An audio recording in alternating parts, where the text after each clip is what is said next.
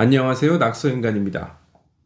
여러분은 인간에게 자유의지가 있다고 믿으십니까? 최근에 뇌과학 분야에서 무언가를 선택할 수 있는 자유의지가 허상이라는 연구 결과가 속속 발표되면서 자유의지에 대한 논쟁이 가열되고 있습니다. 그래서 오늘은 자유의지에 대한 짧으면서도 아주 흥미로운 논쟁을 소개하려고 합니다. 자유의지는 착각이라고 주장하는 과학자 데이빗 리드와 결정론이야말로 의미 없는 주장이며 근거가 희박하다고 주장하는 인문학자 데니스 미들브룩스가 잡지 기고를 통해 서로의 주장을 논박하는 논쟁을 벌였는데요. 스캡틱이라는 잡지에 실린 짧지만 분명하고도 명확한 두 사람의 지상 논쟁을 읽어볼 테니 한번 들어보시고 과연 누구 말에 더 신뢰가 가는지 평가해 보시기 바랍니다. 당신의 선택은 자유의지의 산물인가? 데니스 미들브룩스. 결정론자도 자유의지가 있는 것처럼 행동한다. 요즘 여러 잡지에서 종종 자유의지라는 주제를 다루는 기사를 만나볼 수 있다. 재밌게도 이 기사들에서 자유의지가 존재하지 않는다고 주장하는 저자들은 자신뿐 아니라 자신이 설득하고자 하는 독자들이 마치 자유의지를 가진 것처럼 사회를 개선하기 위해 인도적이며 교정적인 조치를 취할 자유가 있는 것처럼 생각하는 듯했다. 저자들이 하는 결정론적 주장은 엄격하지 않은 형법을 정당화하거나 아니면 그 범죄 행동을 하는 것 이외에 다른 선택의 여지가 없었다는 결론에 근거해 사법제도의 개선을 요구하는 것과 관련이 있었다. 물론 이런 독자들이 사법제도 개선을 위한 청원을 거부하는 대신에 범죄를 처벌하는 더욱 엄격한 법 집행을 요구한다면 이것 역시 그렇게 할 수밖에 다른 선택의 여지가 없었다는 구실을 댈 수 있을 것이다. 그러나 절대로 그렇게 하지 않는다. 독자들은 자유의지가 없다고 주장하는 저자들처럼 마치 자신에게만은 자유의지가 있다고 가정한다. 자유의지가 없는 계층은 범죄자뿐인 듯하다. 나는 오랜 고민 끝에 자유의지에 관한 모든 논쟁이 무의미하다는 결론에 도달했다. 왜냐하면 어떤 입장을 선택하든 행동에 대해서 바뀌는 건 아무것도 없기 때문이다. 두 가지 상황을 생각해 보자. 결정론을 따르게 되면 남북전쟁 이전에 남부에서 노예를 소유했던 사람과 홀로코스트를 저지른 나치는 노예제에 반대한 노예 해방론자와 나치 전범에게 중형을 선고한 뉘른베르크 재판의 판사처럼 자신의 행동에 선택의 여지가 없었다. 결정론은 인류사에서 일어난 모든 잔혹한 행위를 변호할 뿐 아니라 모든 인도적 행위도 설명한다. 반면 자유의지론에 따르게 되면 노예 소유자와 나치는 노예제에 반대한 노예 해방론자나 나치에게 중형을 선고한 판사들처럼 자신의 생각에 따라 자유의지를 행사한 것이다. 자유의지는 인류사에서 일어난 모든 잔혹한 행위를 규탄할 뿐 아니라 모든 인도적 행위도 용납한다. 책임의 문제를 제외하고 두 가지 시나리오에서 바뀌는 건 무엇일까? 결정론이든 자유의지론이든 여전히 존 브라운은 교수형을 받을 것이고 알베르트 슈피어에게는 20년 징역형이 선고될 것이다. 나는 개인적으로 자유의지를 믿고 결정론을 거부한다. 하지만 내가 틀렸다면 나에게는 선택의 여지가 없고 여전히 결정론을 거부할 것이다. 결국 같은 말 아닐까? 데이빗 리브. 핵심은 자유의지가 정말로 존재하느냐다.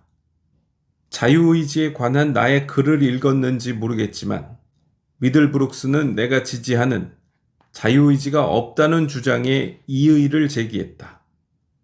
문제는 미들브룩스가 자유의지를 부인하는 사람들의 입장을 잘못 이해하고 있는 듯 보인다는 점이다. 나 역시도 늘 우리가 자유의지가 있는 것처럼 행동한다는 점에 대해서는 동의한다. 하지만 이는 논쟁의 핵심이 아니다.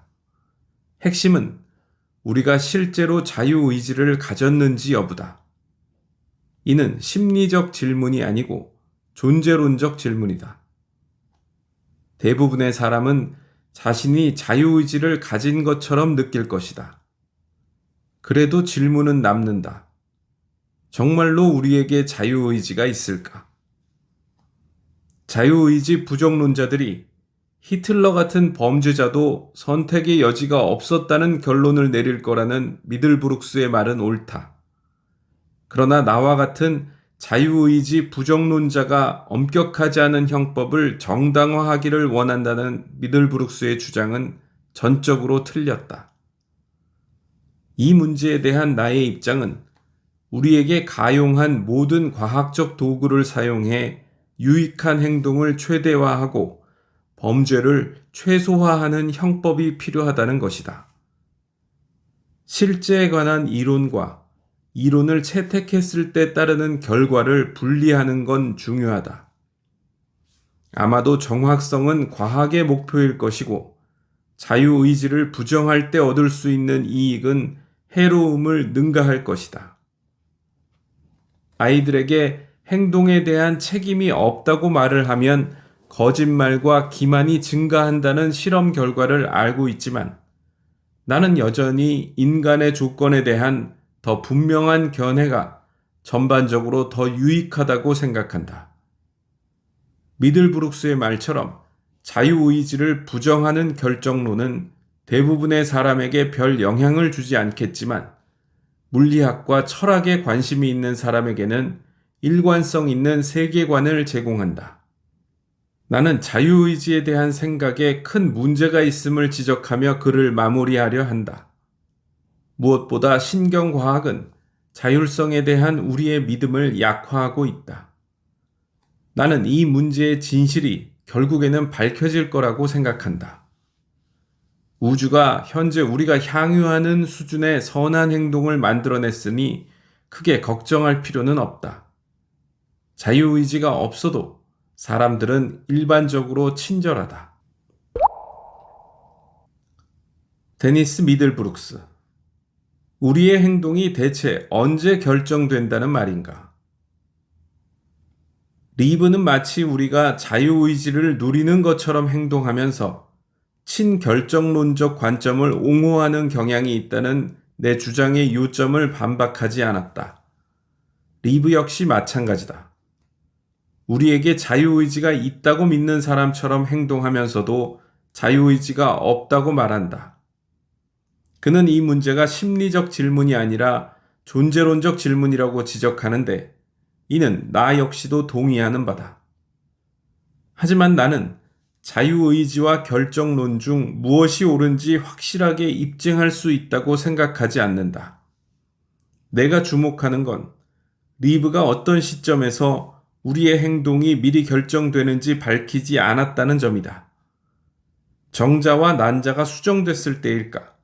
아니면 태어나는 순간일까? 아니면 일부 극단적인 결정론자의 주장처럼 빅뱅 때부터일까? 나는 결정론이 자유의지보다 물리학과 철학에 기초한 보다 일관성 있는 세계관을 제공한다는 리브의 주장에 근거가 없다고 본다. 나에게는 자유로운 행위자로서 인간이 행동과 결과를 선택할 수 있다는 생각이 어떤 방식으로든 우리가 미리 결정된 자동 기계라는 환원주의자의 견해보다 더 말이 되는 듯 보인다. 이는 입증할 수 없음에도 내가 모든 사람에게 자유의지가 있다고 믿는 이유다. 지난 여러 해 동안 신경과학이 많이 발전한 것은 분명하다. 하지만 나는 신경과학이 굉장히 복잡한 인간 행동을 설명할 수 있다고 보는 관점을 거부한다. 여전히 우리는 뇌에 대해 모르는 것이 많고 양자 수준에서 불확정성 원리가 작동하고 있으니 말이다. 간단한 예를 통해 자유의지와 결정론이 대립하는 지점을 살펴보자. 당신이 호텔 중앙 계단을 내려가다가 계단이 양쪽으로 갈라지는 지점에 이르렀다. 갈라진 두 계단은 당신과 같은 거리로 떨어져 있다. 집에 가기 위해서는 둘 중 하나를 선택해야 한다. 이때 당신의 선택이 미리 결정되어 있다는 주장과 당신이 두 계단 중 하나를 선택할 수 있는 행위자라는 주장 중 무엇이 더 그럴듯한가? 만약 당신이 왼쪽 계단을 선택했다면 리브는 당신에게 다른 선택지가 없었다고 말할 것이고, 나는 자유로운 행위자로서 당신이 어느 쪽이든 선택할 수 있었다고 말할 것이다. 사람들은 날마다 이와 비슷한 상황에 직면한다. 보통은 내가 제시한 예보다 훨씬 복잡한 선택을 해야 한다. 나는 우리의 모든 행동이 환원주의자의 결정론적 세계관에 의하여 제한된다는 개념이 유쾌하지도 않고 모욕적이며 물리학, 철학, 신경과학이 이를 지지하지 않는다고 생각한다. 적어도 아직은. 수많은 결정론자가 엄격하지 않은 형법을 옹호한다는 내 말은 여러 해 동안 다양한 매체에서 읽었던 자유의지에 반대하는 글에 근거한다. 리브가 그러한 견해를 고수하지 않는다는 건 인정한다. 가용한 모든 과학적 도구를 사용하여 유익한 행동을 최대화하고 범죄를 최소화하는 형법이 필요하다는 건 확실하다. 데이빗 리브. 선택할 수 있다는 느낌은 착각이다. 미들브룩스는 첫 번째 문장에서 나와 같은 사람들이 마치 사람들에게 자유의지가 있는 것처럼 다루면서 결정론적 견해를 옹호한다고 말한다. 하지만 그의 말은 전적으로 틀렸다. 우주는 내가 결정론적 입장을 옹호하고 동시에 미들브룩스가 자유의지라는 잘못된 감각을 즐기도록 작용한다. 과학에서 결정적으로 확증된 것은 없다.